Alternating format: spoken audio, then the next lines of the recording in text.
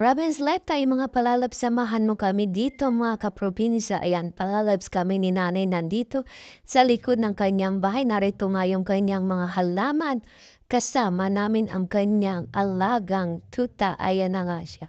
'Di ba? Dire-diretso lang ang aking pagkuha nito, wala ng cut ito dahil gusto ko talaga yung ganitong lugar. Ayaw kong tanggalin yung mga nakikita at nahahagip dito ng aking camera. Dahil ganitong lugar ang gusto ko. Gusto kong mamuhay sa ganitong lugar, napaka-presko dito. Wala ka nang hahanapin pa, relax na relax ka dito. Makita mo lang yung ganitong place, ayahay na. 'Di ba? Pampawala ng stress. Ganda sa pakiramdam kapag ganito yung inyong tinitirhan, lalo na sa likod bahay. Sana nagustuhan ninyo ang aking video. Maraming salamat sa panonood. Ayan mga palalabs, province life tayo. Ayan, thank you for watching. God bless.